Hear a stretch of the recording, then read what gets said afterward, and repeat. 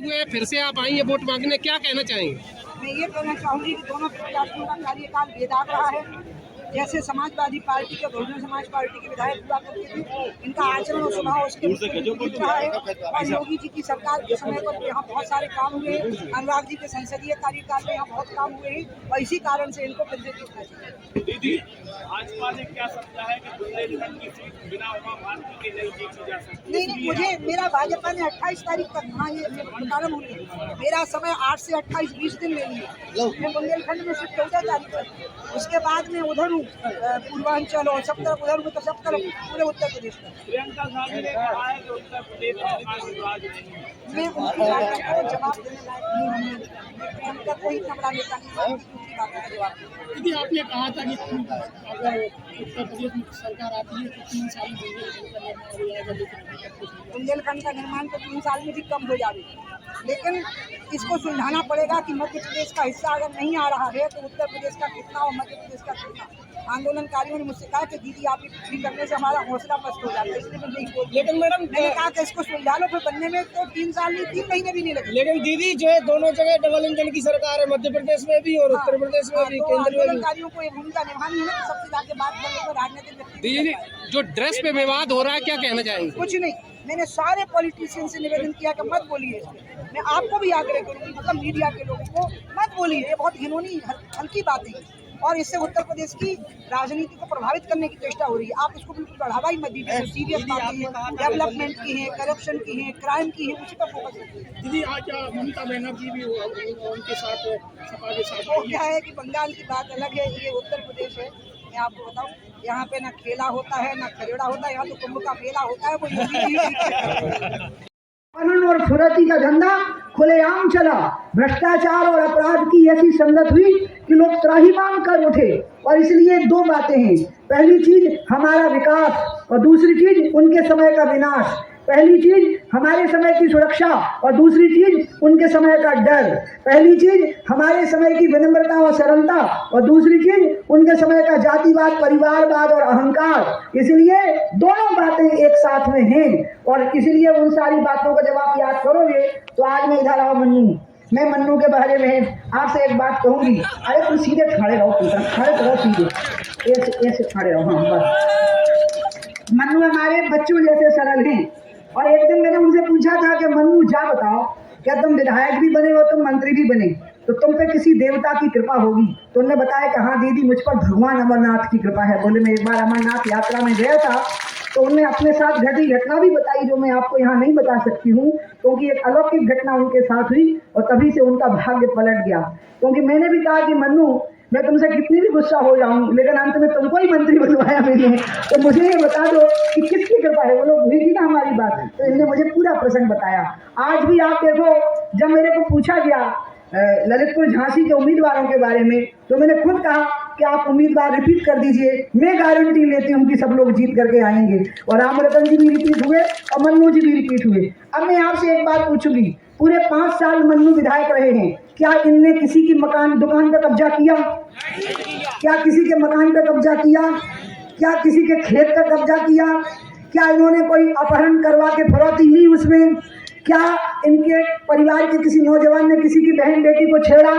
क्या इनके लोगों ने किसी पुलिस वाले पे हमला बोला? क्या इनके घर के लोगों ने किसी अधिकारी पे हमला बोला? क्या किसी को इनसे डर लगा? कभी मन्नू से डर लगा कि अरे भगवान बाबा रे मन्नू आ गया, ऐसा कुछ हुआ क्या? आप मुझे बताओ। एक निर्भय जीवन आपने 5 साल जिया है, बोलो जिया है कि नहीं जिया है? आप शांति के साथ 5 साल जिए हो, बोले जिए हो कि नहीं जिए हो? इसलिए समाजवादी पार्टी की सरकार का खौफ और हमारे समय की शांति यही पर्याप्त है कि आप फिर से कमल का बटन दबाइएगा। ये मैं आप लोगों को अनुरोध करना चाहती हूँ। इस बुंदेलखंड की धरती को जल से सिंचित करने के लिए केन बेतवा परियोजना 2017 में ही उसका सारा काम पूरा हो गया था। एक छोटी सी बात रह गई थी कि मध्य प्रदेश और उत्तर प्रदेश के पुराने जल बंटवारे थे जो सुलझे नहीं थे, तो वो जल बंटवारे सुलझ जाएं तब जा करके नया एक जल संधि हो, ये मध्य प्रदेश का आग्रह था। और मैं उनके आग्रह को जायज मानती थी, सही मानती थी, क्योंकि बिना पुराने जल बंटवारों को सुलझाए अगर नई जल संधि होगी तो पुराने जल जो विवाद हैं उनकी छाया मंडराएगी नए प्रोजेक्ट के ऊपर। और उसी में थोड़ा समय निकला और अब कैबिनेट से मंजूरी हो गई। लगभग 5,000 करोड़ सीधे पहली बार में ही कैबिनेट से केन बेतवा के लिए मंजूर हो गए। केन बेतवा बुंदेलखंड की तकदीर को बदलने वाली धारा साबित होने वाली है। यहाँ के लोगों की पर कैपिटा इनकम हिंदुस्तान में टॉप पे होने वाली है। ललितपुर सिमरौली रेलवे लाइन आ गई, अब इसके बाद केन बेतवा आ गई, उधर डिफेंस कॉरिडोर आ गया और इसका मिला करके जो पैकेज बनेगा उसका परिणाम ये होगा कि बुंदेलखंड के लोग अब दिल्ली में मजदूरी करने के लिए नहीं जाएंगे, अब जाएंगे तो दिल्ली में राज करने के लिए जाएंगे। पूरे हिंदुस्तान में ही नहीं पूरी दुनिया में मेड इन बुंदेलखंड के प्रोडक्ट पूरे मार्केट के अंदर भरे पड़े होंगे और वो दिखाई देंगे। ऐसी स्थितियां बन गई। और एक समय ऐसा था जब हिंदुस्तान में 3 इलाके सबसे पिछड़े माने जाते थे, एक बुंदेलखंड, एक बिहार का हजारीबाग पलामू का एरिया और एक उड़ीसा का बोलांगीर, नुआपाड़ा, कोरापुट ये इलाका था। संयोग से मुझे तीनों क्षेत्रों की सेवा करने का मौका मिला और बाद में मराठवाड़ा भी सूखे के कारण उसमें शामिल हुआ। जब मैं जल संसाधन मंत्री बनी तो मुझे भगवान ने अवसर दिया कि मैं इन समस्याओं का निदान करूं और इसलिए मुझे यहाँ का पता था कि यहाँ के भाग्य की जो धारा है वो केन बेतवा होगी। और इसलिए मुझे जब मैं केन बेतवा का नाम सुनती हूँ तो मैं रोमांचित हो जाती हूँ और मुझे लगने लग जाता है कि मेरा जीवन धन्य हो गया। अभी मैं आपके बीच में चुनाव प्रचार करने के लिए आई, ये भी मैं आपको सुना दूं क्योंकि कई लोग पिछले समय तो बहुत रोए थे जब मैंने यहाँ घोषणा की थी कि अब मैं चुनाव नहीं लड़ूंगी, 19 का चुनाव नहीं लड़ूंगी क्योंकि मुझे गंगा के किनारे पदयात्रा करनी है। मैंने कोशिश करी, मैं 13 अक्टूबर शरद पूर्णिमा 2019 में गंगोत्री से चली और ऋषिकेश 370 किलोमीटर पैदल चल के आ गई। लेकिन अचानक वहाँ मेरे बाएं पांव के पंजे में दो फ्रैक्चर हुए और मैं चल नहीं सकी। प्लास्टर बंधा, कटा, फिजियोथेरेपी होते होते कोरोना आ गया और कंट्री में लॉकडाउन हो गया 20 मार्च को। फिर जैसे ही कोरोना थोड़ा कम हुआ तो मैं फिर अक्टूबर के महीने में बद्री केदार पहुंची ये सोच के कि मैं फिर से ऋषिकेश से गंगा सागर तक की यात्रा करूंगी। तो मुझे ही कोरोना हो गया जब बद्री केदार से मैं लौट रही थी।